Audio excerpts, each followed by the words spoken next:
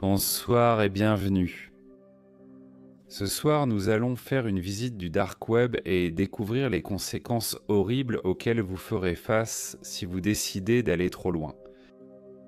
Soyez prévenus. Ces histoires ne sont pas pour les âmes sensibles, elles sont graphiques et troublantes. Vous avez été prévenus. Afin de naviguer en toute sécurité sur le Dark Web, j'ai invité Elder's Vault pour m'aider à guider et à raconter certaines des histoires aujourd'hui. Vous allez vraiment vous régaler. De plus, une fois que nous aurons terminé ici, lui et moi allons partir explorer le Dark Web. Alors assurez-vous de nous suivre sur sa chaîne quand cette vidéo sera terminée et découvrez à quoi ressemble vraiment le Dark Web. Mais pour l'instant, il est temps de s'installer confortablement et de laisser l'obscurité prendre le contrôle. Je suis un lycéen de 17 ans. Bien que je ne sois pas totalement un marginal, je ne suis pas non plus le gars le plus populaire du lycée. Dans l'ensemble, je dirais que je fais plutôt bien mon travail en étant amical et ouvert avec tous les groupes sociaux, les intellos, les émos, les sportifs, même avec une des pom-pom girls. Vous voyez, je suis quelqu'un d'assez polyvalent, socialement parlant. Cela dit, je suis plutôt solitaire, avec très peu d'amis proches, et je préfère généralement rester dans mon coin. Ma personnalité réservée m'a amené à passer beaucoup de temps sur Internet. C'était il y a environ 6 mois, lorsque j'ai entendu l'un de mes rares proches mentionner quelque chose appelé le Dark Web. Ou était-ce le Deep Web? Et je ne me préoccupe pas vraiment du nom officiel. Quoi qu'il en soit, c'est clairement un aspect du World Wide Web qui est très différent de ce que l'on trouve habituellement sur l'Internet classique. Du moins, c'est ce que j'ai compris d'après toutes les histoires d'horreur que j'entendais sans cesse. Il décrivait des choses comme du porno de crush, des exécutions en direct, et toutes sortes d'actes ignobles qui vous retourneraient en l'estomac. Pendant un certain temps, j'ai rejeté ces histoires, comme des tentatives pour attirer l'attention. Au mieux, je pensais qu'il exagérait énormément ce qu'il voyait. Mais finalement, ma curiosité a pris le dessus et j'ai décidé d'aller voir par moi-même. Avec le recul, je regrette vraiment de l'avoir fait. J'ai demandé à mon ami comment accéder à cette partie du web. Pour faire court, il m'a installé un navigateur Tor et m'a aidé à traverser tout le processus ardu pour entrer dans ce territoire étrange et inexploré. Une fois que j'y étais, je naviguais sur le Deep Web comme si c'était un jeu d'enfant. Il s'est avéré que beaucoup de choses qu'il m'avait décrites étaient en vrai, car j'ai découvert d'innombrables liens vers toutes sortes de vidéos violentes, de pornographie répugnante et de sites de tueurs à gages. Rien de tout cela n'a vraiment attiré mon attention au début, et quelques jours plus tard, un dimanche soir, j'ai décidé de me reconnecter à cet endroit, simplement par ennui.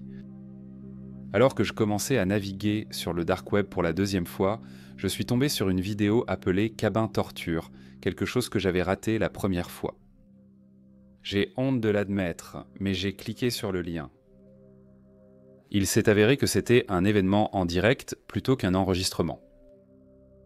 La vidéo commençait avec un caméraman invisible qui errait sans but à travers une forêt dense, la nuit. La seule source de lumière provenait d'une grande lampe torche qu'il tenait à la main. Pendant plusieurs minutes, j'entendais le ululement régulier des hiboux, les hurlements des coyotes et le craquement des branches au sol alors que le caméraman marchait dessus. Enfin, après ce qui sembla être une éternité, il arriva à destination. Une mignonne cabane pittoresque. Il fit le tour de la cabane et dirigea la lumière à travers une fenêtre. Je pouvais distinguer un grand lit avec un homme et une femme dormant paisiblement côte à côte devant le caméraman. Il fit le tour et s'avança vers la porte.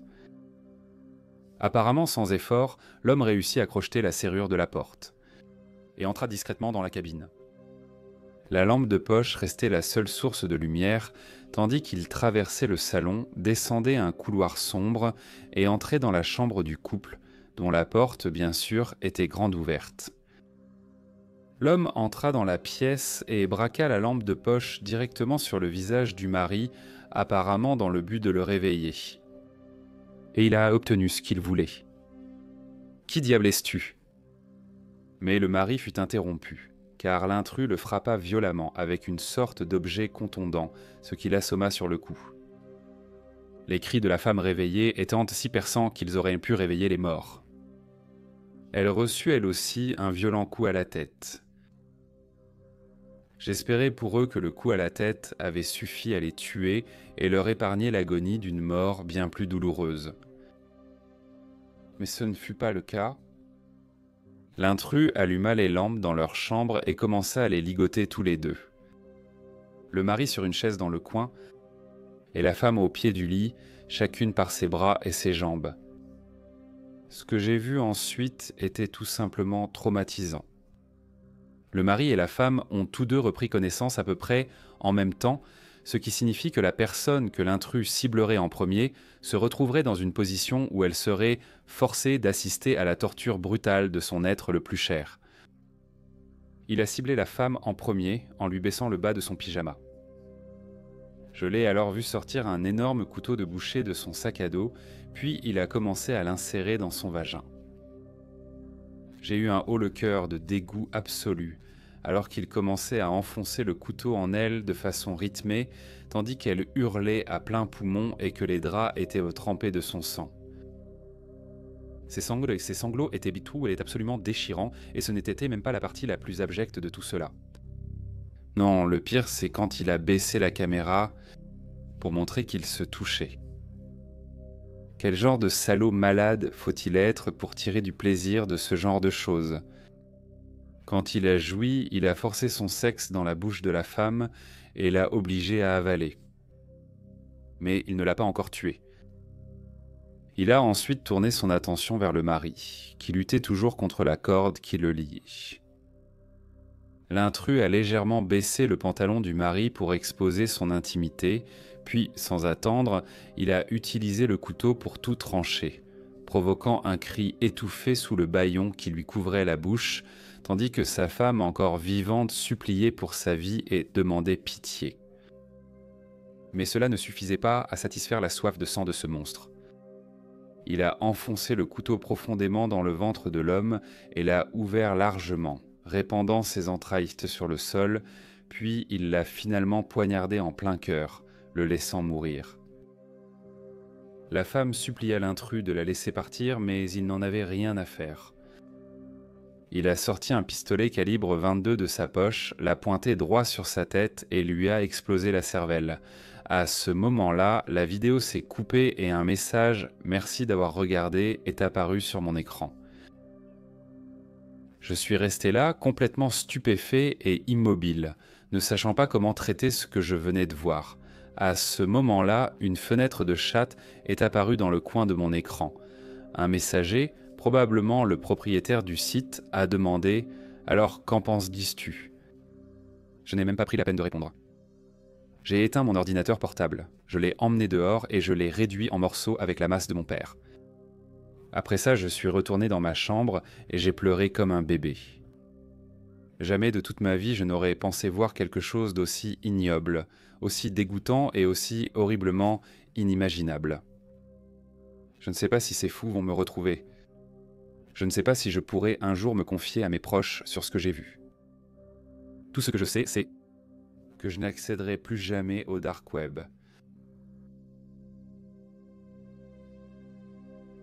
Donc l'autre jour, je faisais ce que je sais faire de mieux. Et par là, je veux dire fouiller dans ce cloaque dépravé d'Internet qu'on appelle le dark web, et en général être juste un gros flemmard. Je passe beaucoup de temps à faire ça, à cliquer au hasard sur des liens vers des trucs sur lesquels je ne devrais probablement pas aller, puis à être horrifié par ce que je découvre de l'autre côté. J'y ai vu pas mal de saloperies. Des forums de gore, des bases de données de doxing, des sites de torture, des viols en vrai, de la cruauté envers les animaux, tu vois le genre. Vous avez tous entendu les histoires. Tout ce qui ne va pas chez l'espèce humaine peut se trouver quelque part sur le dark web, ou du moins c'est ce qu'on dit.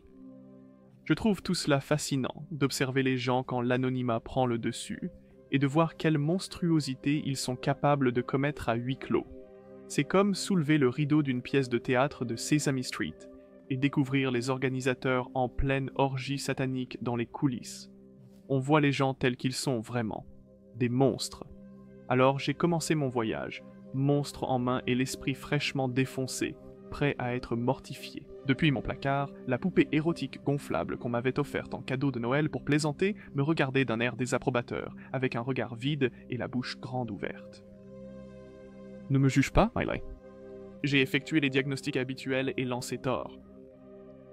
Je me suis retrouvé sur le wiki caché peu de temps après, fixant des dizaines de liens disponibles à portée de main.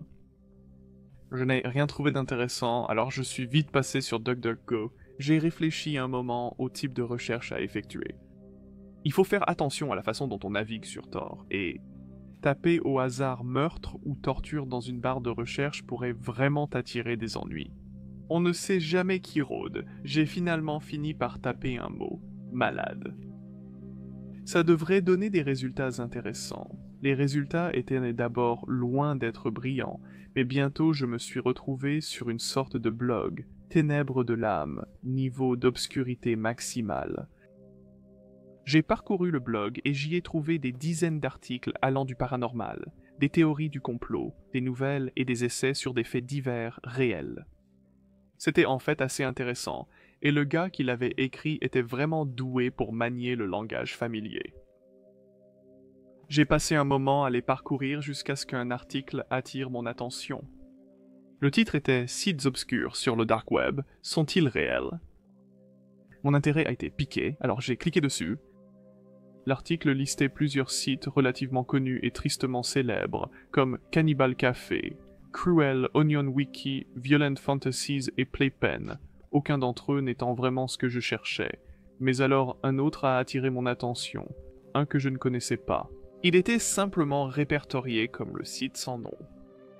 L'auteur a même eu la gentillesse de fournir un lien sur lequel j'ai cliqué sans la moindre hésitation. Ce site caché a été saisi dans le cadre d'une opération conjointe des forces de l'ordre menée par blablabla. J'ai gémi en m'allongeant sur ma chaise pivotante et en finissant le reste de ma Monster. Ils ont toujours dû gâcher l'amusement. Au moment de cliquer pour revenir en arrière, j'ai remarqué un petit détail qui a capté mon attention. Dans le coin inférieur gauche de la page, il y avait une légère décoloration qui a attiré mon regard. J'ai vu ce même message des centaines de fois, mais celui-ci avait l'air différent.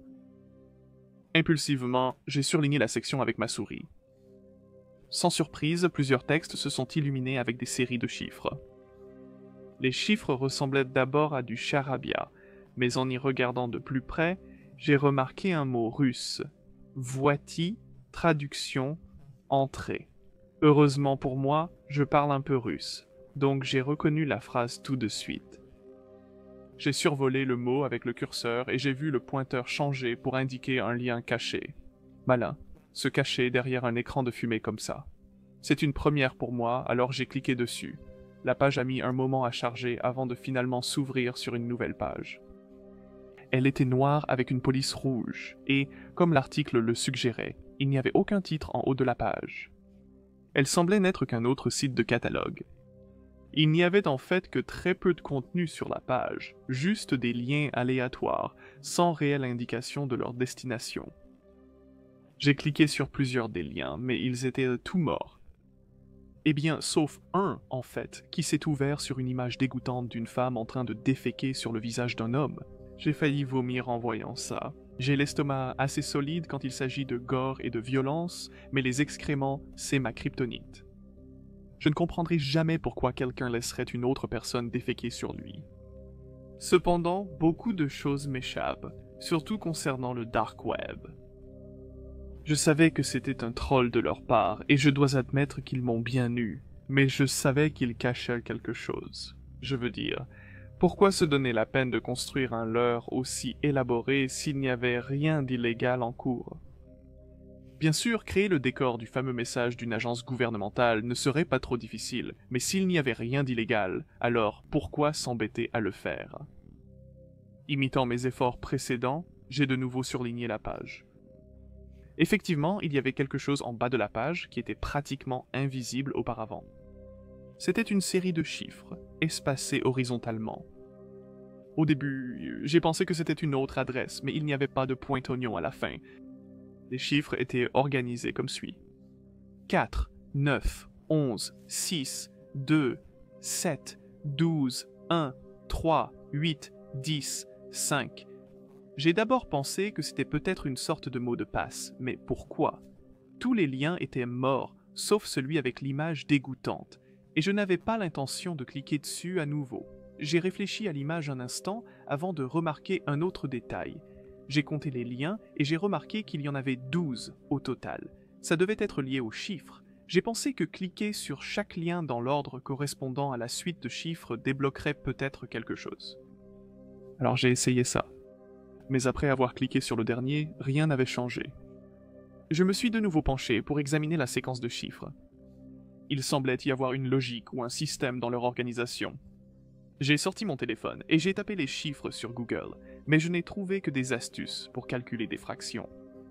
N'étant pas d'humeur à faire des maths, j'ai rangé mon téléphone et j'ai fixé l'écran. Et si les chiffres n'étaient pas liés aux liens? Et si c'était juste un indice menant à un autre type de site? J'ai fouillé toute la page, cliquant partout pour essayer de trouver quelque chose. Je ne sais pas pourquoi j'étais devenu si obsédé par la découverte de la réponse, mais l'ennui peut être un moteur redoutable. Soudain, j'ai eu une révélation en fixant le lien du haut. Il y avait 12 chiffres dedans. En fait, la plupart, voire toutes, les adresses en Onion comportent 12 chiffres. Et si ces chiffres étaient des indices menant à une toute nouvelle adresse? J'ai compté les liens et, aux surprises, il y en avait exactement 12, chacun avec 12 chiffres. Peut-être que chaque numéro était lié au lien dans la séquence. Les liens étaient peut-être morts, car ils n'avaient jamais été conçus pour mener quelque part. Ils n'étaient que de simples indices.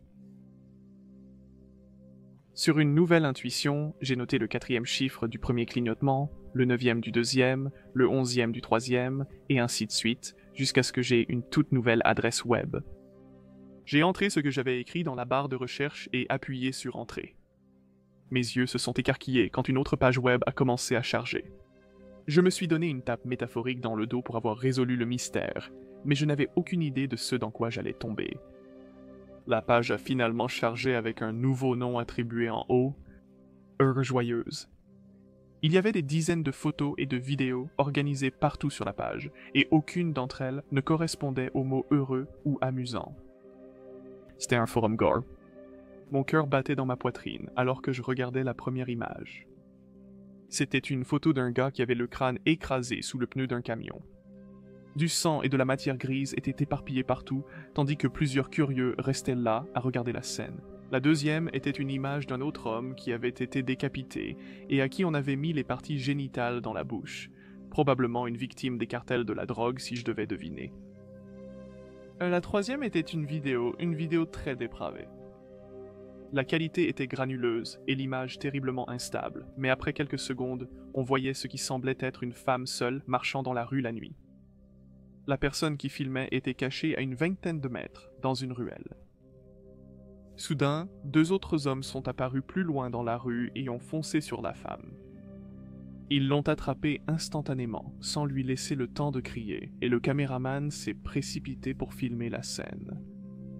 Pendant tout ce temps, il ricanait doucement d'un ton des plus inquiétants que j'ai jamais entendu chez quelqu'un. C'était un rire nerveux et enfantin, du genre que seul un individu gravement dérangé pourrait produire.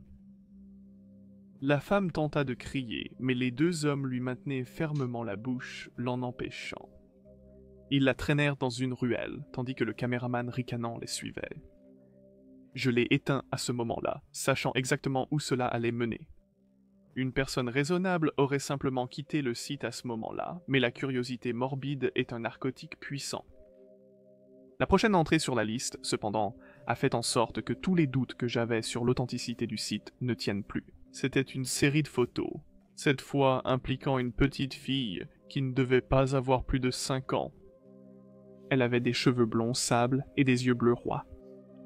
Les photos étaient innocentes au début, ou du moins, elles l'auraient été si ce n'était pas pour le site sur lequel elles étaient publiées. Ça a commencé par des photos qui semblaient tout droit sorties du profil Facebook de quelqu'un. Un profond malaise m'a envahi alors que je les parcourais. Les photos ont commencé à devenir de plus en plus nombreuses. De plus en plus troublantes au fur et à mesure. Au début, c'était la petite fille avec sa famille et ses chiens. Mais bientôt, les photos ont commencé à donner l'impression que quelqu'un les prenait à son insu.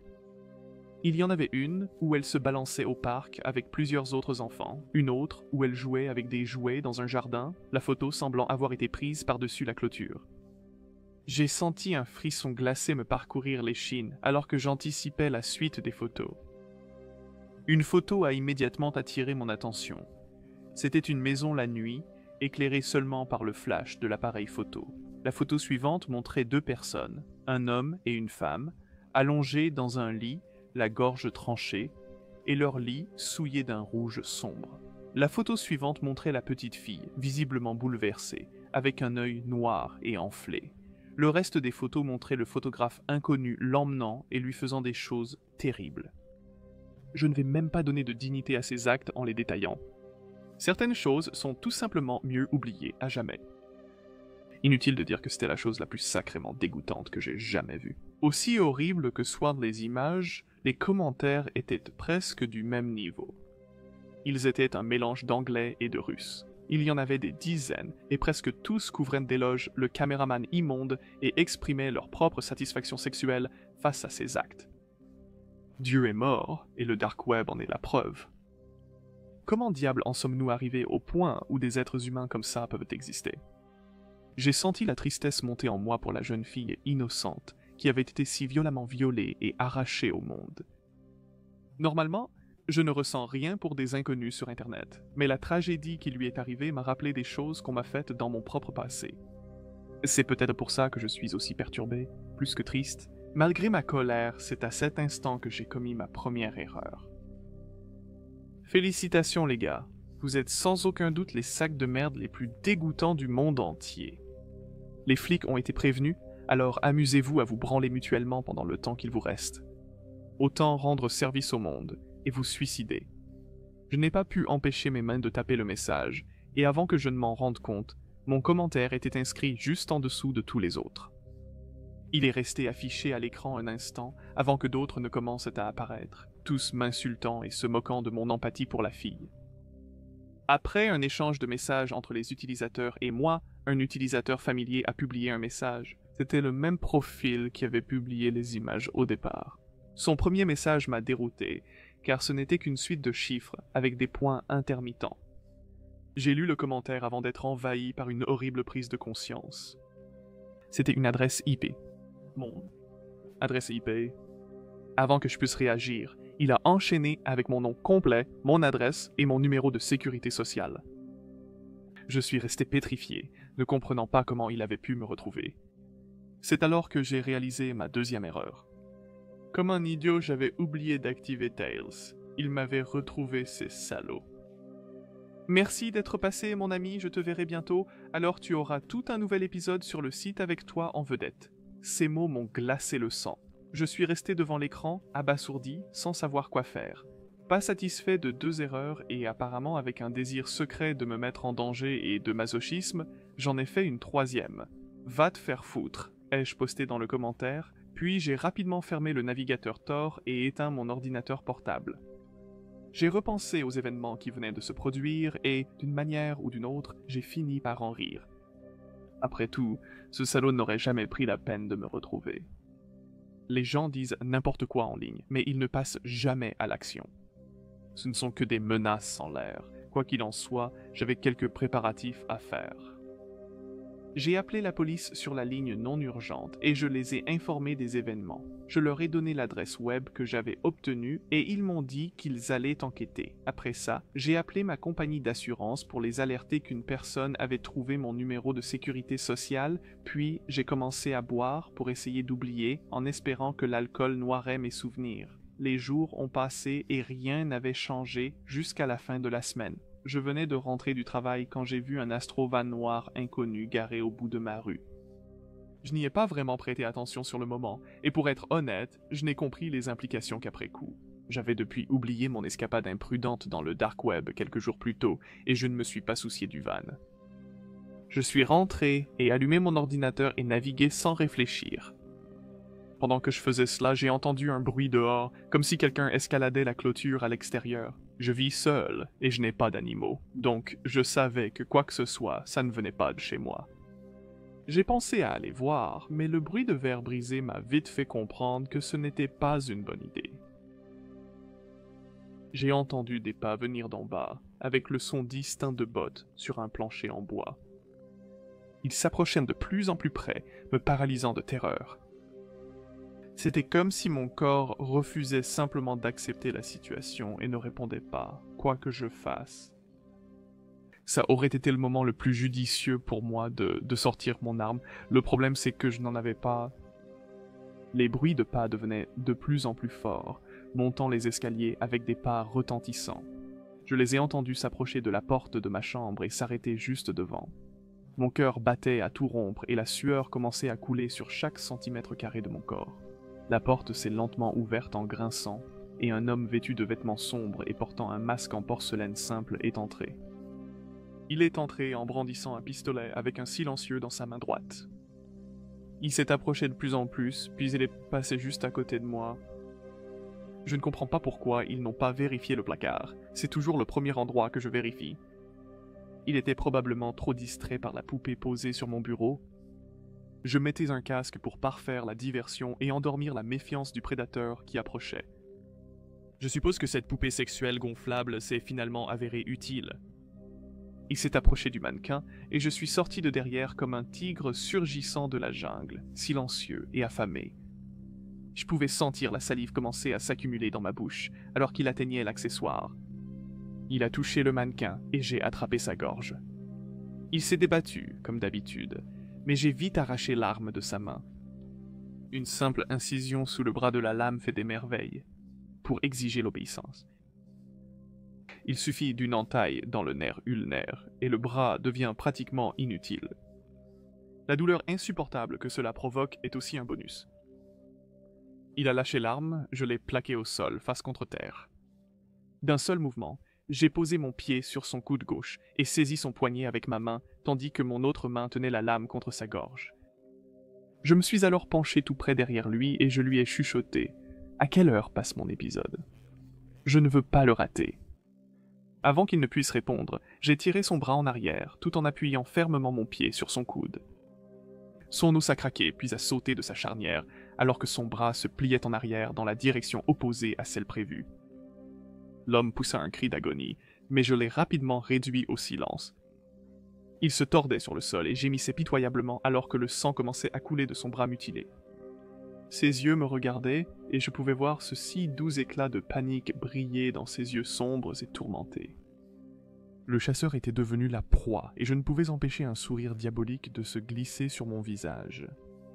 Il est temps de se nourrir. C'est une sensation étrange la première fois qu'on tue quelqu'un. Souvent, tout débute par un crime passionnel, un débordement de colère conduisant à la violence. Les derniers instants d'une personne en disent long sur elle. Leurs secrets, croyances et peurs. On apprend aussi beaucoup sur soi-même, comme le fait que toi, un gars ordinaire, tu pourrais si facilement ôter la vie à quelqu'un d'autre. Il y a une satisfaction brute, primitive, dans ce sentiment, savoir que tu détiens le pouvoir sur la mort. Ce sentiment est addictif. Une fois ne suffit jamais et bientôt tu ressentiras le besoin de répéter tes actes. La montée de dopamine, l'explosion d'euphorie, c'est aussi doux que du miel pour l'esprit. J'ai été plus prudent à partir de ce moment-là, choisissant des cibles sans lien avec moi et sans raison de soupçonner mes intentions. Cependant, après un moment, je me suis lassé de cibler les gens sans méfiance. Ça ne me procurait plus le même frisson. On ne peut tirer sur des poissons dans un tonneau qu'un certain nombre de fois avant d'avoir envie de plonger dans l'océan. Ce dont j'avais besoin, c'était d'un nouveau défi, d'une nouvelle proie pour raviver la flamme en moi. Je ne veux plus des moutons. Ce qu'il me faut maintenant, c'est le loup. Tu as une idée de la satisfaction que c'est de voir les yeux d'un prédateur se transformer en ceux d'un petit agneau sans défense? Savoir que la terreur qu'ils inspiraient autrefois aux autres leur est maintenant infligée de force. Ils ne s'y attendent jamais, et il n'y a pas de sensation plus exquise. C'est la justice poétique ultime. Des actes monstrueux contre des personnes horribles. La montée d'adrénaline dans leur organisme donne aussi à la viande une saveur merveilleuse. Mon vrai nom est sans importance, car les annales de l'histoire l'oublieront, mais je suis devenu connu dans certains cercles sous le pseudonyme de Sixepsis. Vous pouvez trouver mes annonces partout sur le web, sous une forme ou une autre. Mes compétences sont tabous mais raffinées. Ma clientèle est volontaire et leurs goûts sont insatiables. Pour chasser un monstre, il faut savoir en trouver un. Il faut devenir un monstre. Alors, à tous les amis du forum connus sous le nom de Happy Fun Time et au reste du monde en général, je veux voir.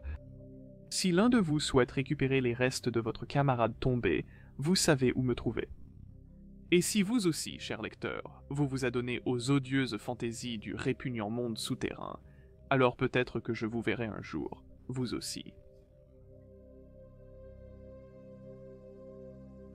J'ai grandi toute ma vie, collé à un ordinateur. Quand j'ai commencé à parler, je parcourais déjà l'ordinateur de mon oncle, passant d'un jeu à l'autre. À l'âge de 10 ans, je parlais déjà sur les comptes MSN de ma famille, et je leur faisais s'envoyer des messages embarrassants. J'avais 10 ans à l'époque, donc les messages étaient venant du genre « Je te déteste » ou « Rends-moi mon Power Ranger ». Comme tu peux l'imaginer, je n'avais pas d'amis en grandissant. J'ai été harcelé et bousculé très souvent. Je suis autiste, donc je suppose que c'était la raison. Je ne sais pas. Et je ne le saurai jamais. Mon vieux n'arrêtait pas de me dire que je devais me défendre, que je devais leur montrer que je n'avais pas peur. La vérité, c'est que je ne pouvais pas me défendre. Mes coups de poing étaient tant faibles et mes coups de pied faisaient à peine rire, malgré mes efforts. J'ai passé près de 6 ans à penser que la seule façon de me défendre, c'était de me battre physiquement contre eux. Je ne savais pas encore que le monde dans lequel j'avais grandi, le monde virtuel, allait devenir la seconde vie de tout le monde. À partir de là, mes erreurs ont commencé à s'accumuler. J'avais 16 ans. Tout le monde utilisait Facebook, Twitter, tout ce qui était populaire. Les gens s'y sont rués. J'avais un harceleur principal, si on peut dire. Brock. Brock était la définition même d'un connard. Je suppose que ça a rendu plus facile à vivre ce que je lui ai fait. Brock adorait se vanter. Sa copine était canon. Sa silhouette était athlétique et il était incroyable en sport. Son seul défaut, c'est qu'il était complètement idiot. Et il détestait tous ceux qui réussissaient sur le plan scolaire. Sans surprise, j'étais un petit malin. J'excellais à résoudre les problèmes. C'était probablement le bon côté de mon autisme. Il détestait ça, et il a commencé à me rendre la vie infernale. J'ai essayé de me défendre à nouveau avec mon corps faible. J'avais oublié que mon arme la plus puissante était mon esprit. Un jour, je parcourais Facebook et j'ai trouvé Brock parmi les amis suggérés. Il était dans mon univers et soudain, quelque chose s'est déclenché. J'ai créé un faux compte, je l'ai bien arrangé et je l'ai rendu crédible. J'ai ajouté Brock comme ami et j'ai commencé à découvrir tout ce que je pouvais sur lui. J'ai trouvé sa petite amie et je l'ai ajoutée aussi.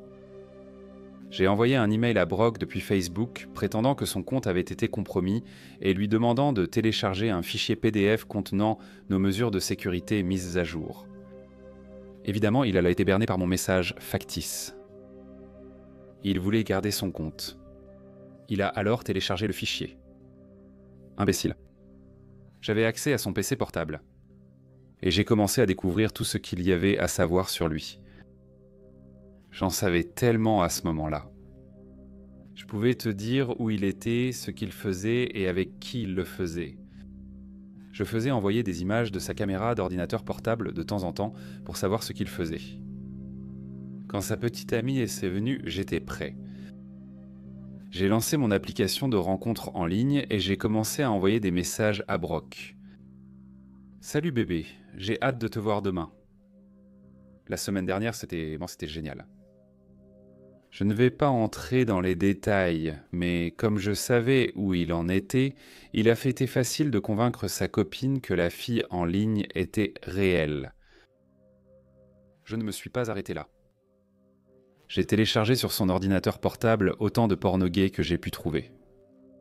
À une époque où l'homosexualité n'était pas aussi acceptée qu'aujourd'hui, tu peux imaginer comment ses parents ont réagi en découvrant son disque amusant. Il n'est pas retourné à l'école depuis. Je suppose qu'il a quitté la ville. Je ne sais pas. Je n'ai plus envie de chercher. Pour moi, c'était une petite victoire et j'en ai savouré chaque instant. Maintenant, j'aurais aimé m'arrêter là. Oh, comme j'aurais aimé m'arrêter là. Mais j'étais accro.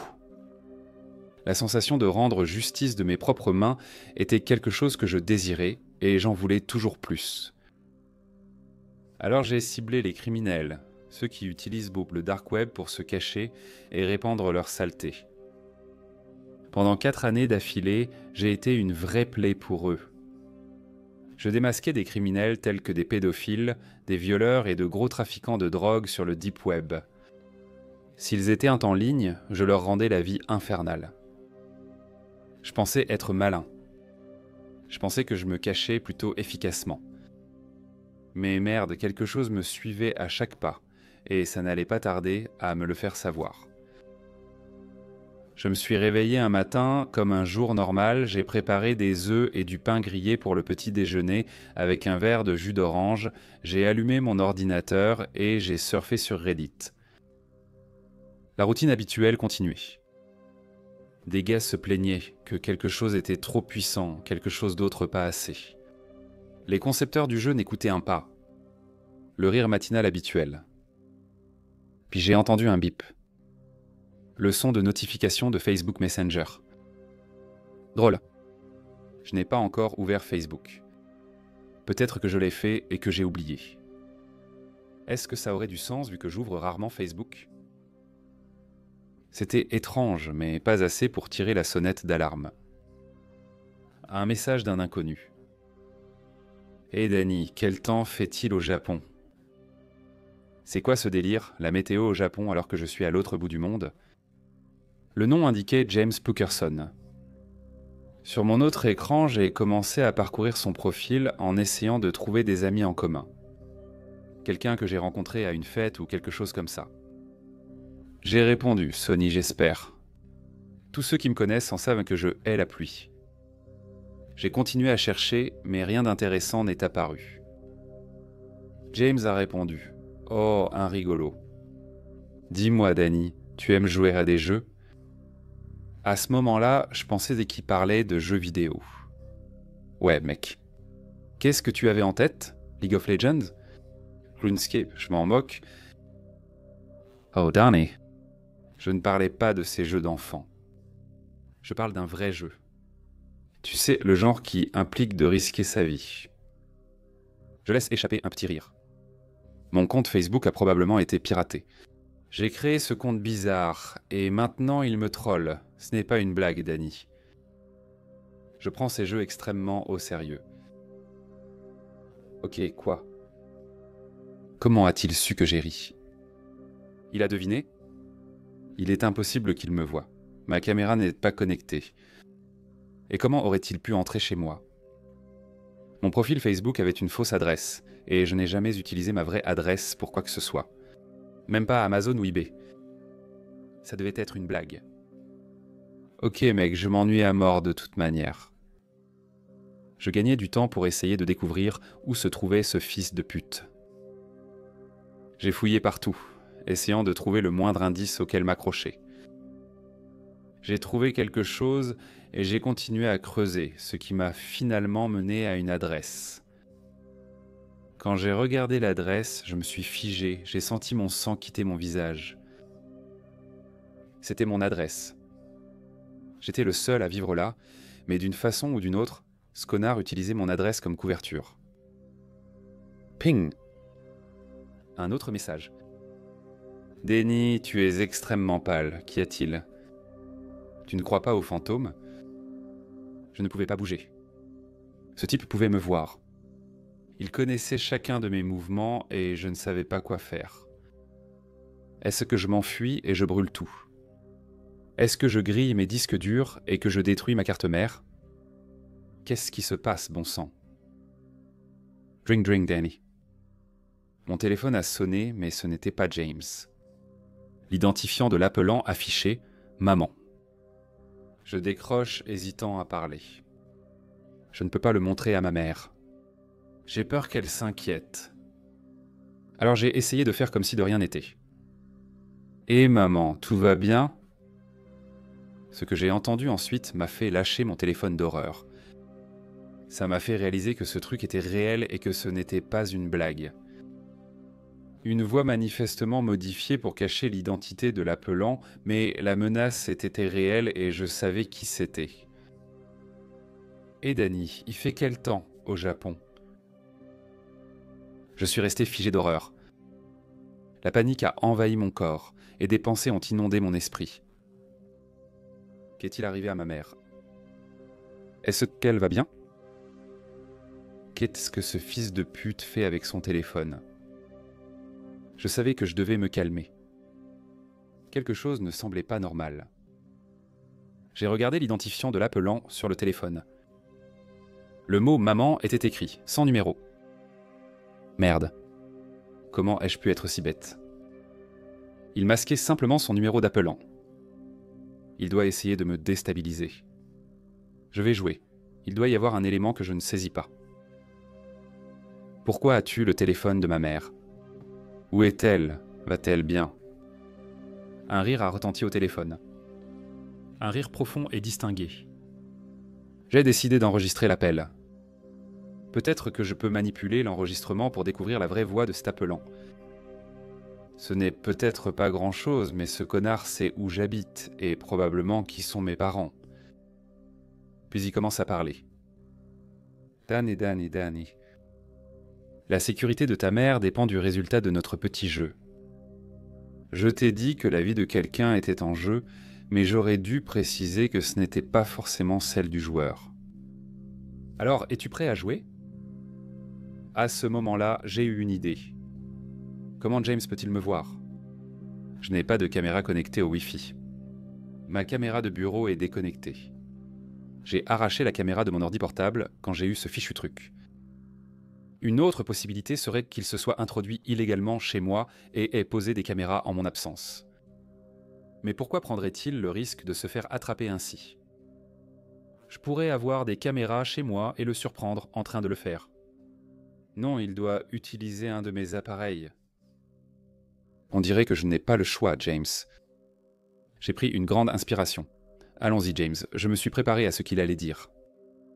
Nous avons tous vu ces films d'horreur. Ces jeux n'étaient pas vraiment du niveau de Mario Kart. Soudain, j'ai compris. J'avais envie de me jeter par la fenêtre de mon appartement tellement j'avais été stupide. Dans ma main, je tenais le seul appareil qui avait une caméra et était connecté à mon Wi-Fi. Mon foutu téléphone.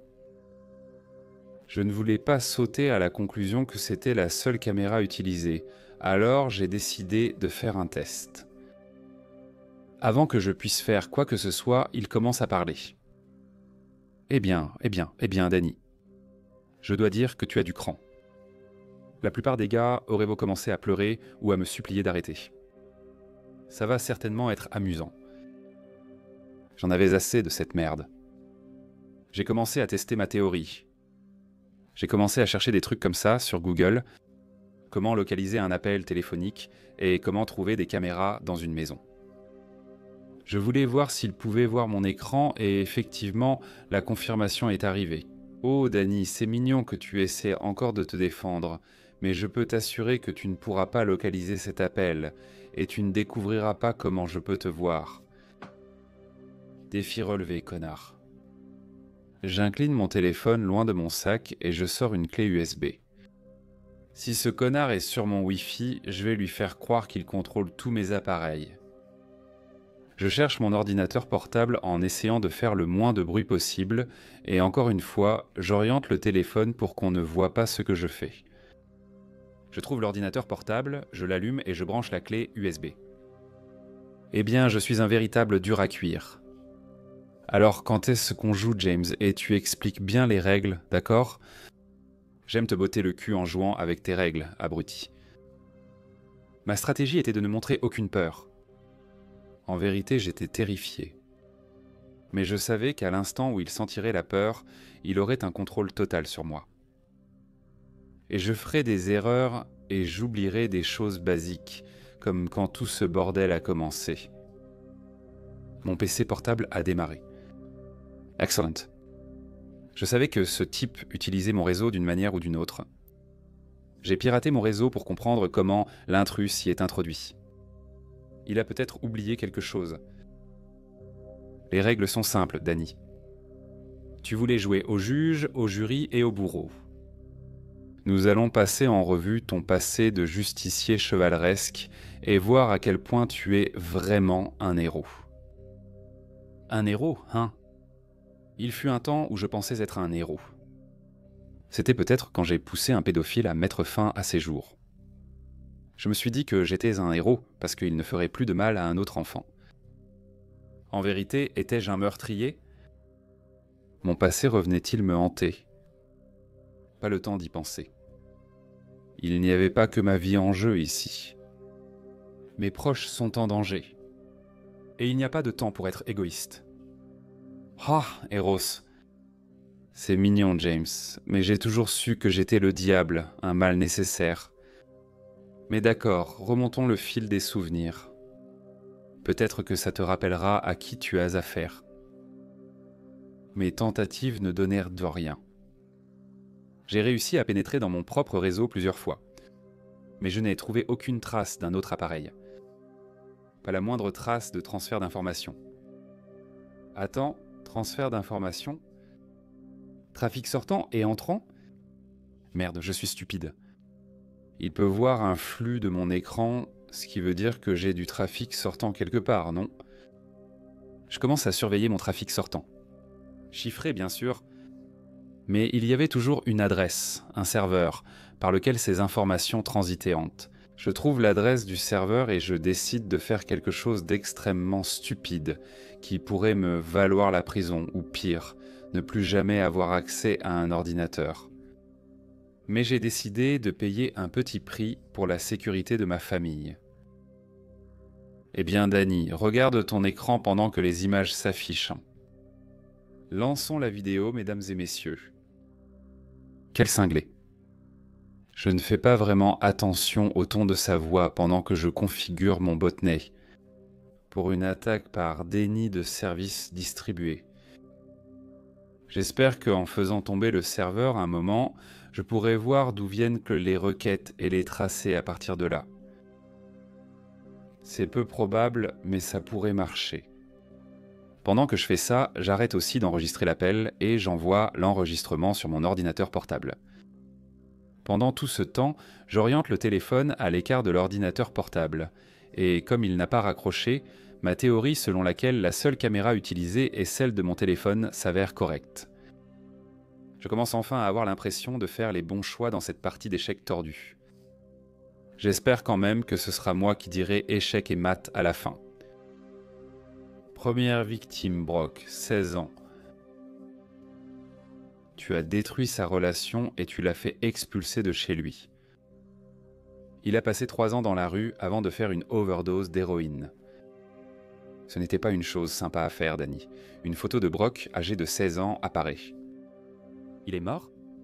Merde. C'était un connard, mais il ne méritait pas de mourir. Je suis allé trop loin. Je suis allé trop loin. Mais je ne pouvais pas l'admettre. Pas à ce cinglé. Je devais lui montrer que je n'avais pas de cœur. Eh bien, la vie est dure, la loi du plus fort, tout simplement. Peut-être qu'il aurait dû faire attention à qui il s'en prenait. Encore un rire dégoûtant. James s'amusait bien. Peut-être que je devrais l'être. Pas le temps pour ça en ce moment. J'ai mis le téléphone en haut-parleur sur mon bureau. Me méfiant que la caméra funk puisse être utilisée, je suis resté bien hors de vue, en mettant mes écouteurs dans mon oreille gauche. Il est temps de bidouiller cet enregistrement et de démoduler cette voix. Danny, ça ne va pas bien finir si tu ne montres aucun remords. Maintenant, le vrai plaisir commence. Tu te souviens de sa petite amie ? C'est l'heure des aveux, Danny. Comme s'il était vivant, mon PC a ouvert Skype et s'est connecté automatiquement. J'ai vraiment été stupide. Est-ce que j'étais vraiment aussi paresseux ? On y entre un numéro et il commence à composer. Qu'est-ce que tu veux que je fasse, James ? Que je lui dise que la fille en ligne, c'était moi et que Brock n'était pas un salaud infidèle ? Qu'est-ce que ça va changer ? Mon botnet était prêt et j'ai commencé à attaquer l'adresse du serveur instantanément. J'ai alors surveillé de près mon trafic entrant et sortant. Tout ce dont j'avais besoin, c'était d'un faux pas, quelque chose qui me mènerait à James. À ce moment-là, c'était comme si le monde entier s'était arrêté. À cet instant, ça m'aurait été égal que la Lune s'écrase sur la Terre pour mettre fin à toute vie telle que nous la connaissions. Tout ce qui comptait, c'était ce flot d'informations. Je pouvais entendre la trotteuse de ma montre qui avançait. Là, un indice. Ouf, je perdais espoir. J'ai commencé à y travailler, James l'a-t-il remarqué ? J'imagine que sa connexion à mon réseau a dû couper, puisque j'ai vu une requête, mais rien n'est revenu. Était-il si occupé à me culpabiliser qu'il en est sans devenu trop sûr de lui pour remarquer quoi que ce soit ? Mon Skype sonnait toujours. Allait-elle décrocher ? Allô ? La voix de la fille. En fait, elle avait l'air plutôt mignonne. Est-ce que James nous arrange un coup ? Ce n'est pas le moment de plaisanter. James me parle. Vas-y, Danny. Réponds à lui. Dis-lui ton nom et ce que tu as fait à Brock. Je décide de jouer le jeu. C'est vrai, il ne m'a pas appelé depuis le numéro de ma mère, mais ça ne veut pas dire qu'il ne peut pas encore lui faire du mal. Liz ? Daniel Kirk, on était à l'école ensemble avec Brock. Il y a eu un silence. Je n'imagine même pas à quel point ça doit être gênant pour elle. Mais je n'avais pas le temps de m'en soucier. J'ai fait une recherche sur l'adresse, et pendant que ça tournait, j'ai continué à bidouiller l'enregistrement. Danny. Ce gamin cinglé qui se faisait toujours tabasser. Quelle garce, elle ne nous a jamais vraiment mis en contact. J'ai dû me retenir de crier et d'éduquer son ignorant derrière, sinon il y aurait eu encore plus d'autisme. Peu importe, ce n'est pas mon problème. Au moins, annoncer la nouvelle ici ne sera pas aussi douloureux que je le pensais. Ouais, c'est moi, le gamin cinglé. J'ai ri, et je pourrais jurer que j'ai entendu James rire aussi. Connard. Je suppose que tu ne te souviens pas de Brock Leonard avec qui tu as couché à l'époque. Ce n'était peut-être pas la meilleure formulation. Oui, je me souviens de lui. J'ai entendu dire qu'il est mort d'une overdose. Je me sens affreux d'avoir rompu avec lui. Encore une pause. Pourquoi, merde ? Comment je fais ça ? Ceci est un aveu. Si elle donne ça aux flics, je suis cuite. Toute chance que j'ai de m'en sortir serait terminée. J'avais 16 ans. Est-ce que ça compte ? J'ai lu quelque part que les crimes commis avant 18 ans ne sont plus poursuivis. Est-ce que j'étais un gamin ? Merde. Au diable tout ça. Je devais arrêter cette folie avant qu'il ne passe cet appel, une victime d'une attaque que j'ai commise après 18 ans. Ouais, bon, c'est ma faute s'il a fait ça. Il a pourri ma vie quand j'étais à l'école, alors j'ai décidé de me défendre. Il ne t'a jamais trompé. J'ai fait en sorte qu'on croie qu'il l'avait fait. Il y a eu un très long silence, ce qui m'a donné le temps de travailler sur l'enregistrement. Rien de vraiment humain pour l'instant, et je cherchais encore une adresse. Pourquoi ça prend autant de temps ? Sa voix était extrêmement douce. Je m'attendais à autre chose. Un ton plus en colère aurait eu plus de sens. Danny. Oui. Je sais. Elle sait ? Que veut-elle dire ? Est-elle liée à James ? Ou bien cela contrecarrait-il le plan de James ? Merde. Est-ce qu'elle... James ? Attends, comment tu sais ça? Encore une pause. Qu'est-ce qui se passe, bon sang? Comment diable elle sait ça? Ma recherche est concluante. James se trouve bien dans le pays. Mais j'ai dû affiner la recherche. Pourquoi ça prend autant de temps? Je l'ai entendu prendre une profonde inspiration. Je savais que Brock était toujours fidèle. C'est pour ça que je suis resté. Je voulais le quitter car c'était une personne horrible. Pas avec moi, mais avec les autres. Regarde-toi, Danny. Tout le monde t'a harcelé. Mais Brock allait toujours trop loin. Et ce n'était pas seulement toi. D'autres personnes se faisaient malmener par lui tous les jours. Et j'en avais marre. Une autre pause, est-ce qu'elle pleure? Je peux clairement entendre des pleurs, je ne voulais pas l'interrompre du tout. Je l'ai laissé prendre son temps et après quelques secondes, elle a continué. Je suppose que je cherchais une porte de sortie et voir cette fille avec qui Brock était censé me tromper était mon ticket. Je savais qu'il était fidèle, mais je devais saisir l'occasion et mettre fin à la relation à cet instant. Je ne l'ai pas fait. Je ne savais pas que sa vie serait ruinée à cause de ça. Je veux dire, bon sang, on n'était que des gamins. Sa voix s'était renforcée. Je pouvais voir qu'elle s'en voulait vraiment pour ça. Je devais la réconforter d'une manière ou d'une autre. Lise, ce n'était pas ta faute. Il a fait les mauvais choix dans la vie et finalement il n'a pas pu vivre avec. Tu étais piégé dans cette relation. Tu n'étais pas obligé de continuer avec lui. Ce n'était pas ta faute. J'ai fait ça et j'en assumerai la responsabilité. Je dois quand même te demander comment as-tu su que c'était moi? Elle rit. C'était probablement une question stupide. Je connaissais déjà la réponse avant sa réponse.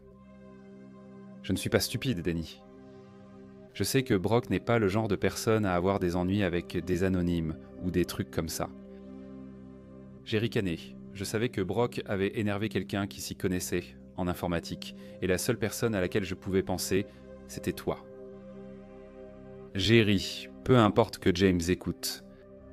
Je me fichais qu'il puisse défoncer la porte et me tirer une balle dans la tête. J'ai ri en pensant à quel point j'étais vraiment stupide, et à quel point je croyais être malin. Mais une pensée s'est rapidement insinuée dans mon esprit. James ne serait pas content de ce résultat. Lise, es-tu avec quelqu'un en ce moment? Mon idée est de l'emmener quelque part en sécurité, quelque part où James ne pourra pas l'atteindre sans attirer trop d'attention. Non, je suis dehors. Et puis la ligne est se couper. Liz. Liz? Je prends mon téléphone. Qu'est-ce que t'as foutu, espèce de taré? Il y a eu un silence. Pas un seul bruit.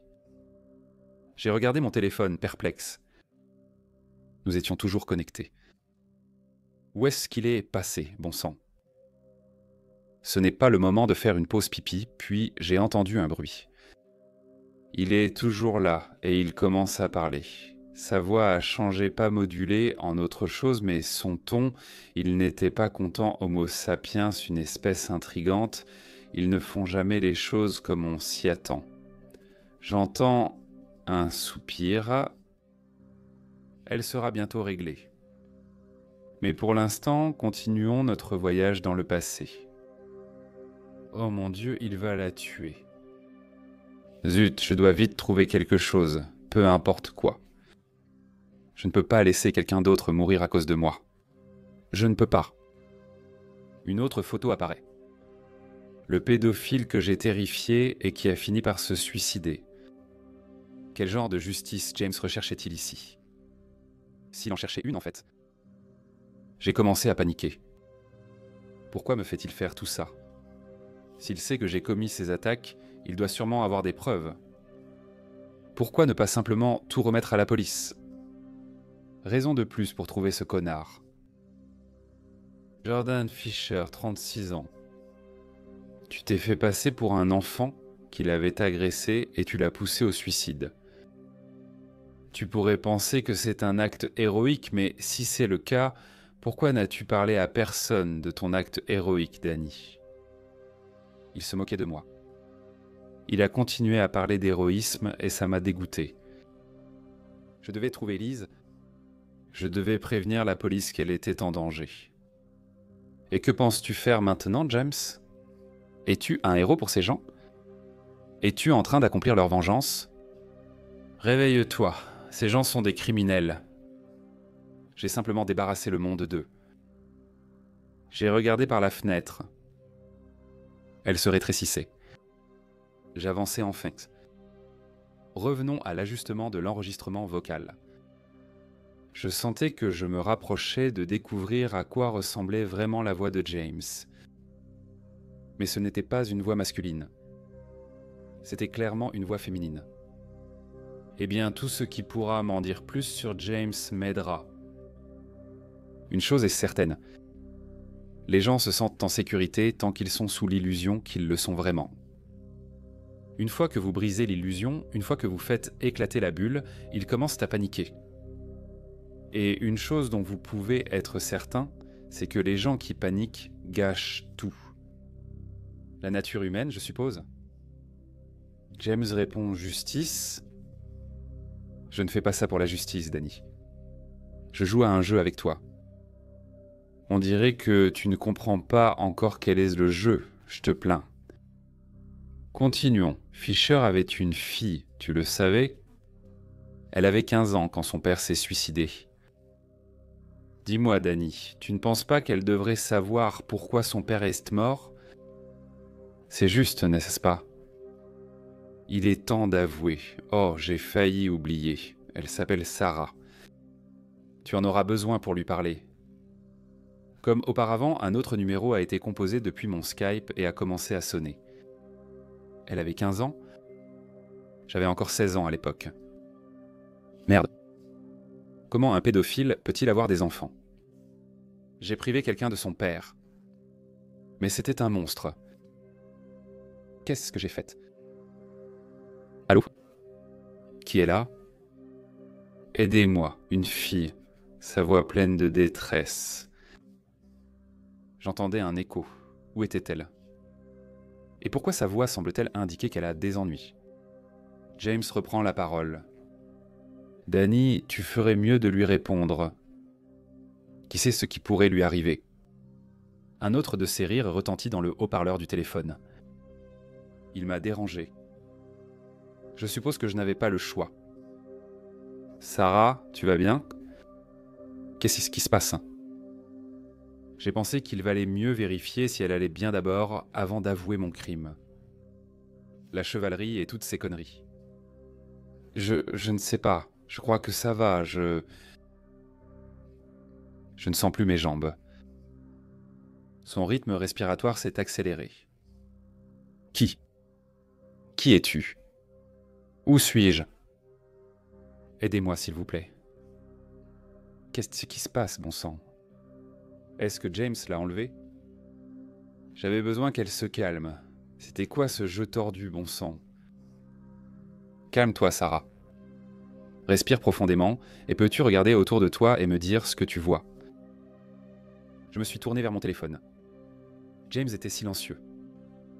Je n'en avais rien à faire. Il était temps d'obtenir des réponses. D'accord, James, qu'est-ce qui se passe? Qu'est-ce que tu as fait à Liz et Sarah? James répondit rapidement à cela. 10 minutes, Danny? Tu as 10 minutes. Trouvez-les. J'ai réagi immédiatement. Laisse tomber la recherche de James pour le moment. Il y a des vies innocentes en jeu ici. Je devais les trouver. Je devais localiser le téléphone de Sarah. Et j'avais une idée de comment faire. Sarah répond avant que je puisse réagir. Oh, il fait tellement sombre ici. Je vois une caméra sur un trépied devant moi. Je suis assis sur une chaise, incapable de me lever.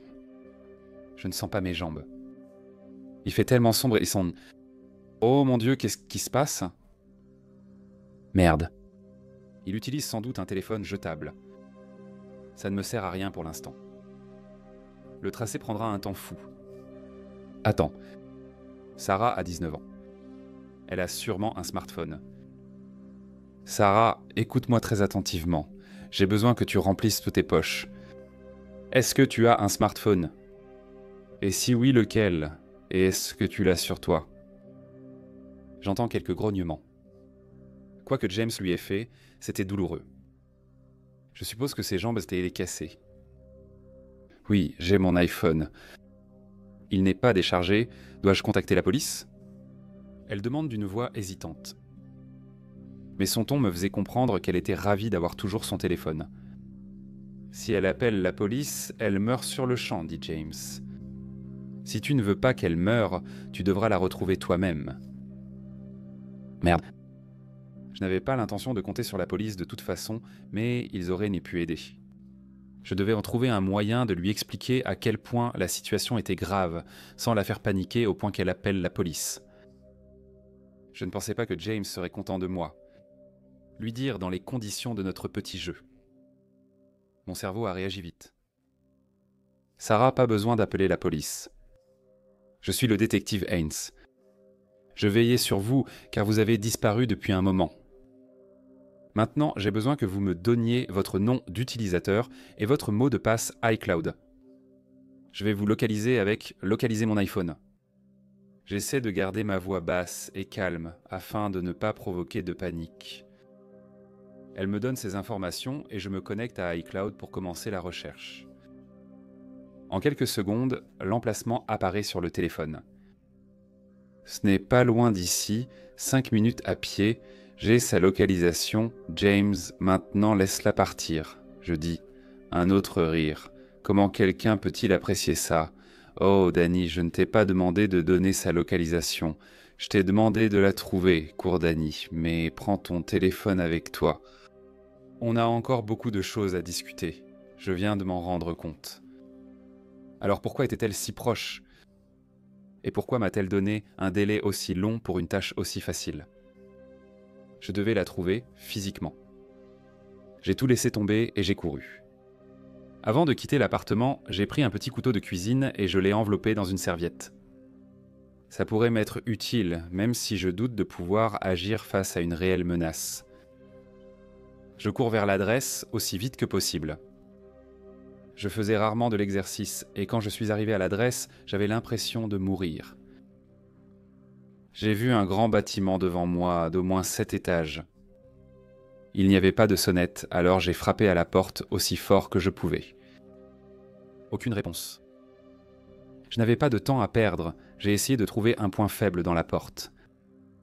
Elle était tellement vieille que ce n'était pas trop difficile. Tu te souviens que je ne faisais pas d'exercice ? Eh bien, essaie de défoncer une porte quand tu as déjà du mal à ouvrir un pot de miel.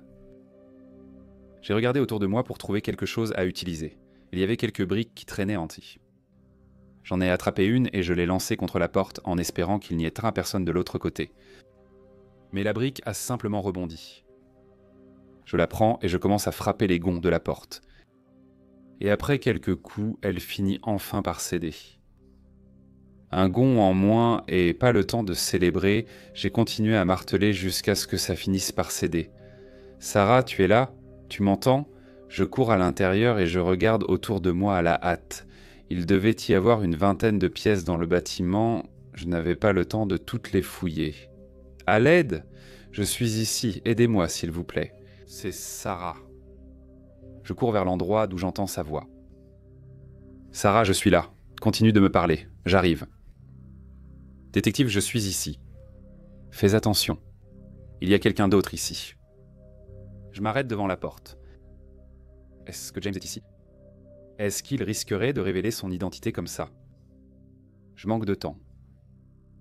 Je sors le petit couteau et je donne un coup de pied dans la porte. J'entre dans la pièce, le couteau levé, en maîtrisant ma respiration. Je regarde autour de la pièce. Il fait sombre et j'attends que mes yeux s'habituent. Je commence à distinguer une chaise avec quelqu'un assis dessus. Un support avec ce que je suppose être la caméra d'après la description de Sarah et une silhouette debout en face de moi. Une silhouette féminine. Je n'arrivais pas encore à distinguer son visage. Mes yeux prenaient un temps infini pour s'adapter. J'ai regardé cette silhouette en lançant un regard à Sarah. « Sarah, ça va ?» Je demande. Je dois m'assurer qu'elle va bien avant que quoi que ce soit n'arrive. Ouais, je commence à sentir mes jambes à nouveau, mais je ne peux toujours pas bouger. Il y a une autre fille ici, cheveux roux, mais elle a perdu connaissance. Elle a l'air soulagée. Je suppose qu'elle pense que je suis un détective en forme, avec des cheveux élégants et des yeux magnifiques. Oh, je ne l'envie pas pour la déception qui l'attend. La fille aux cheveux roux était probablement Lise. Donc c'est la grande bataille alors. Au moins, c'est presque fini. Juste au moment où je m'apprête à m'adresser à la silhouette que je ne peux qu'imaginer être James, j'entends une voix venant de derrière elle, une voix familière. « Hé Danny !» Je me fige. Cette voix, ce n'est pas possible, non. C'est impossible. Mais plus j'y pensais, plus ça avait du sens et plus ça me terrifiait. Qui était la personne avec qui je ne gardais aucun secret? Qui était la seule personne qui savait tout ce que j'avais fait? Qui était la seule personne qui avait accès à mon adresse, à mon ordinateur, à mon appartement, à mon téléphone et à tout ce que je possédais? À qui avais-je confié mon cœur entièrement? Mon unique véritable amour. Angela? J'ai chuchoté doucement. L'idée que ma petite amie, mon cœur et mon âme m'aient fait ça m'a anéanti. Des larmes ont coulé sur mon visage. Bien sûr, tout prenait sens. Ce soi-disant hacker suprême n'avait jamais rien piraté du tout. Elle avait installé des caméras dans mon appartement parce qu'elle était toujours là. Elle savait que je n'en avais pas moi-même. Elle avait usurpé son adresse pour qu'elle soit la mienne parce qu'elle savait que c'était la mienne. Elle a alors ajouté James à mon compte Facebook parce qu'elle avait les identifiants de connexion de mon compte Facebook. Je partageais tout avec elle et l'idée qu'elle puisse faire ça ne m'a jamais traversé l'esprit. Pourquoi tu fais ça? Qu'est-ce que tu fais? Je ne comprends pas. Qu'est-ce que je t'ai jamais fait?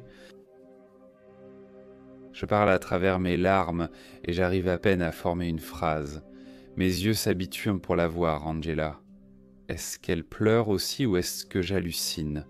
Non, ce sont bien des larmes. Est-ce qu'elle est vraiment James? Ou bien James a-t-il aussi menacé de faire ça? Tada! Elle chante en pleurant. Tu es fier de moi maintenant, Danny. Tu as aimé notre petit jeu. À ce stade, je suis en colère, confus et fatigué. Pourquoi? Les larmes ne se sont pas arrêtées. Elles se sont au contraire intensifiées. Pourquoi fais-tu ça?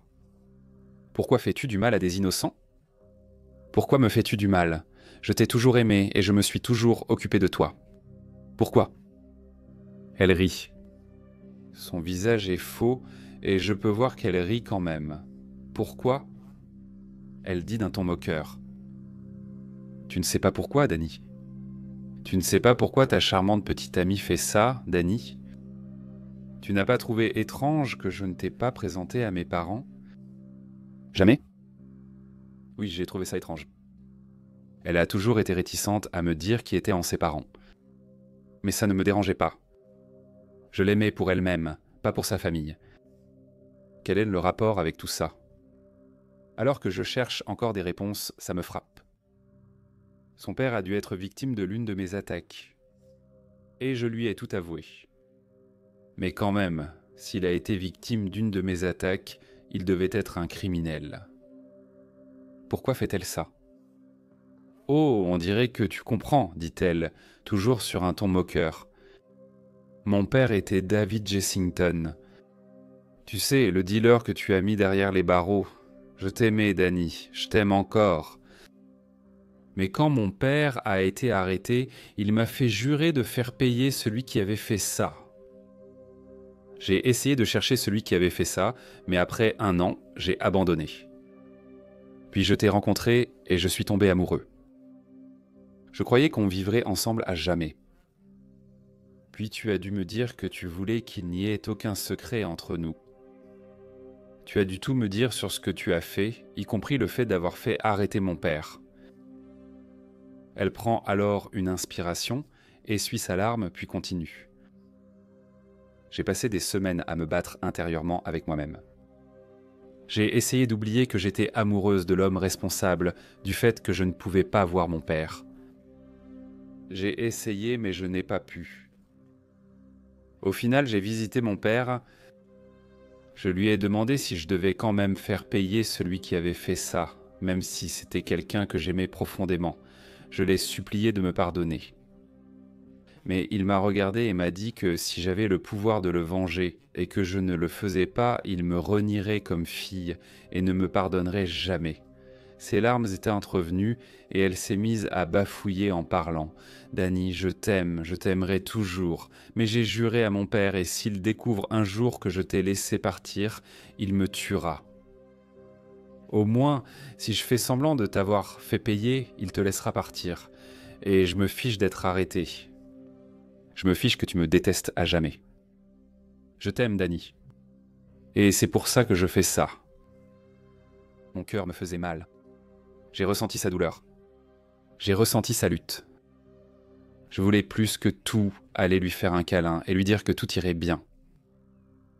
J'ai laissé tomber mon couteau et j'ai commencé à marcher vers elle.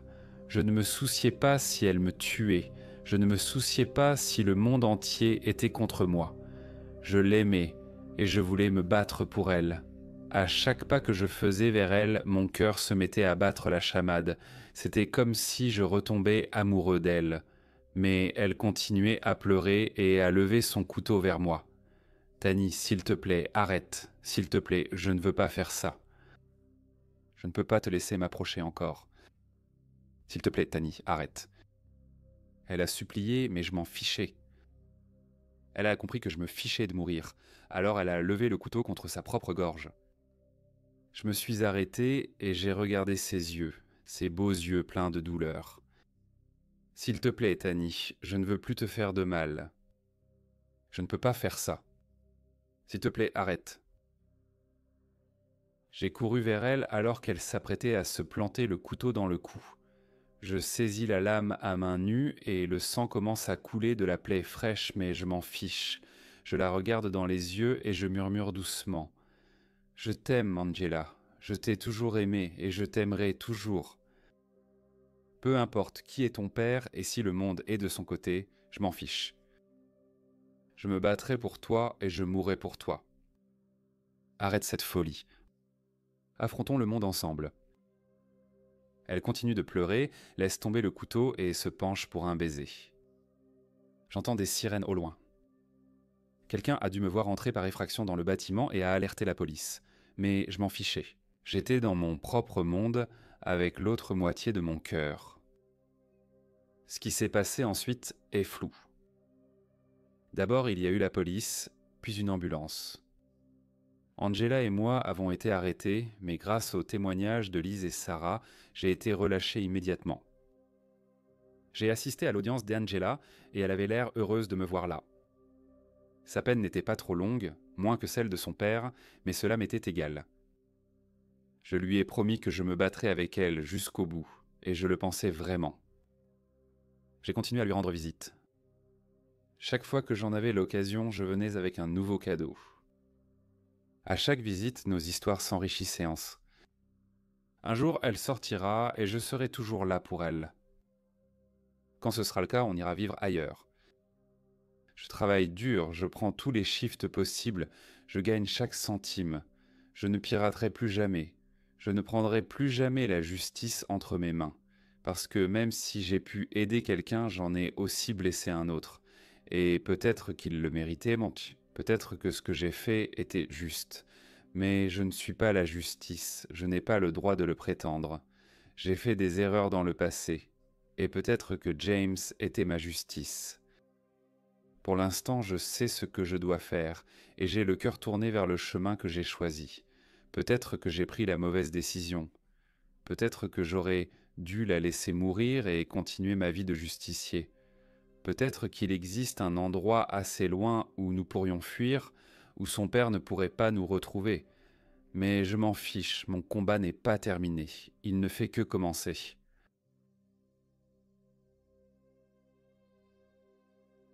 Le 1er juillet 2018. Un visage fixe la caméra du regard. Homme d'une vingtaine d'années aux cheveux châtain clair. Il rappelle un peu un écureuil avec ses manières frénétiques.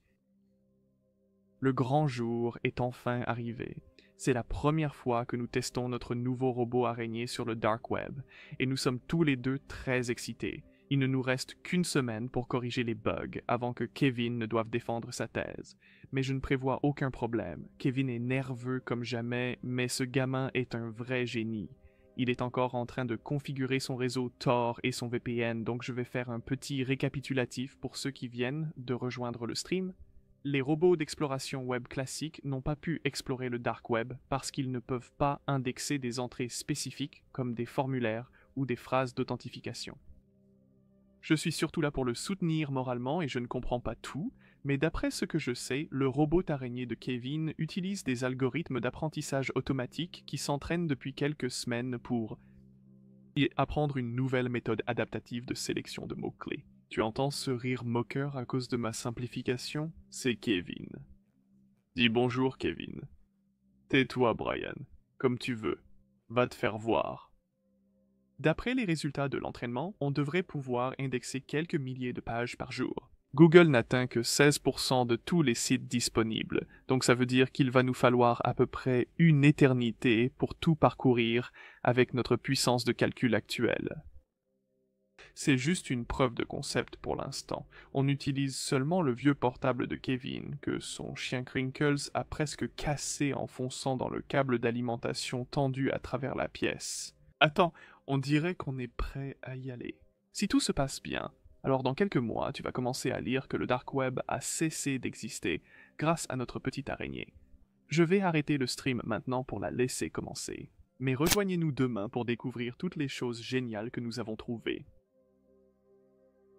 Le 3 juillet 2018. L'homme aux cheveux sable est de retour.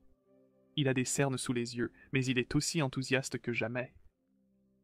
Salut les gars, c'est encore moi. Désolé pour le retard, mais on a eu un contretemps inattendu.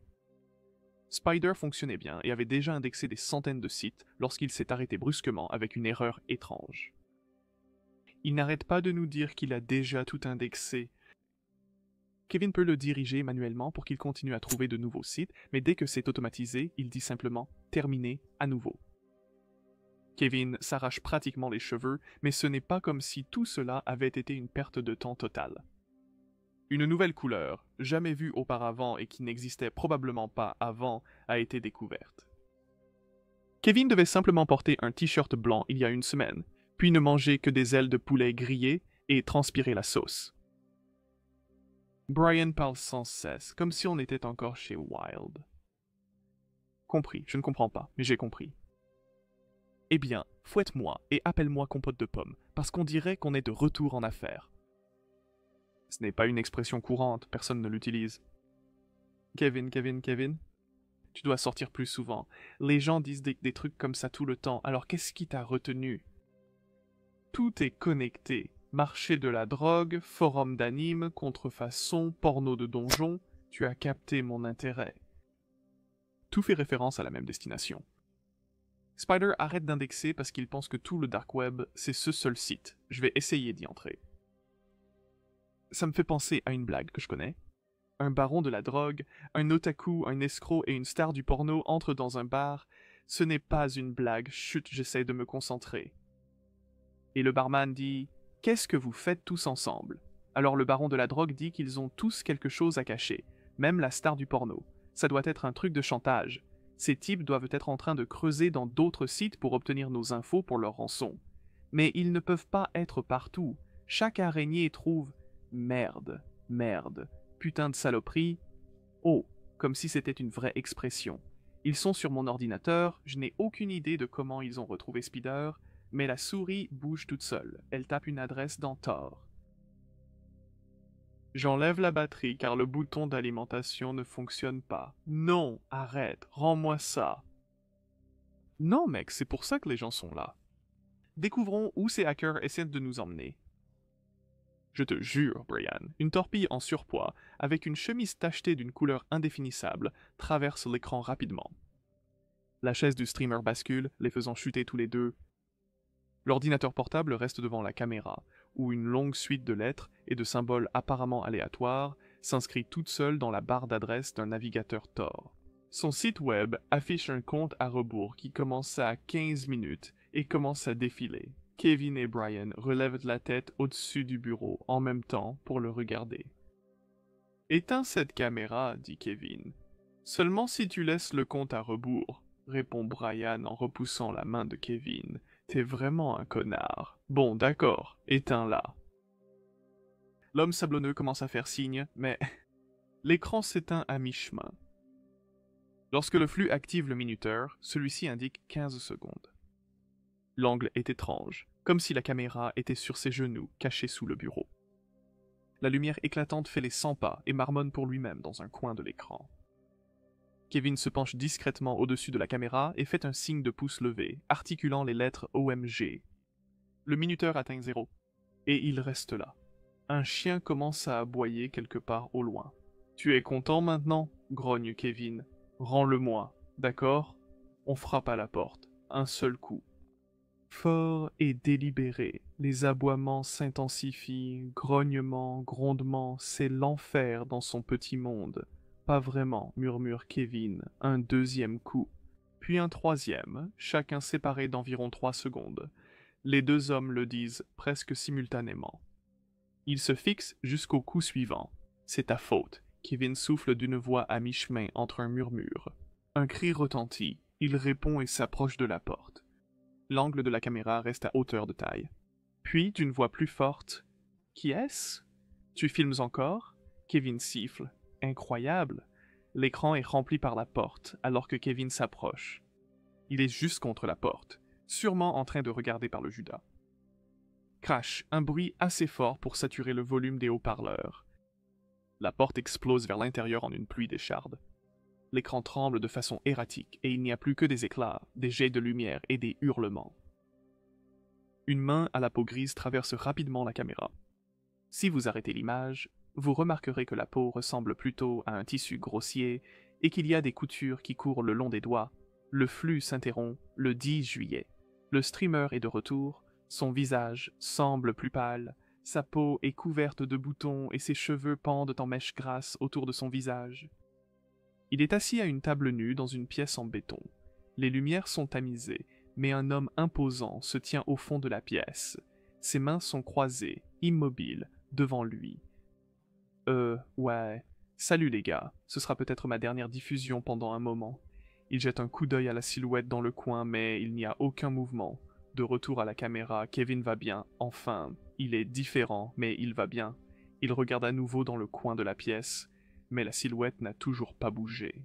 L'ombre de Brian se déplace avec son mouvement et, pendant un instant, le tissu cousu de la personne dans le coin est visible, remontant tout le long de son bras. Je suppose qu'ils avaient quelque chose comme une araignée. Ils ne faisaient que fouiller des sites web du dark web. Je suppose que ce genre de personnes pouvait disparaître sans que trop de questions soient posées. Mais ils voulaient que mes abonnés le sachent. Brian déglutit nerveusement, jetant un nouveau regard derrière lui. Soudain, un mouvement surgit. Il saisit la caméra et la lève à son visage. Fermez votre navigateur maintenant. Éteignez votre ordinateur, la silhouette à l'arrière a commencé à bouger, faisant de grands pas lourds en avançant rapidement. Les paroles de Brian sont précipitées et haletantes. Il te trouve dans 15 minutes après connexion. Une main en tissu attrape Brian et le tire hors champ. « Arrête, Kevin !» crie-t-il. « Depuis quand ton navigateur est ouvert ? Éteins-le !» Un bruit sourd retentit. Un visage massif apparaît devant la caméra pendant un instant. Les yeux humains ont l'air étranges, incrustés dans le tissu. Des pointes de suture descendent le long de chaque côté de la mâchoire. Le tissu est peut-être simplement cousu à la peau, mais il épouse tellement bien l'anatomie du visage de Kevin qu'on dirait plutôt que le tissu l'a remplacé. Le flux passe au noir, remplacé par les dernières secondes d'un compte à rebours qui s'épuise. Je vous retrouve là-bas.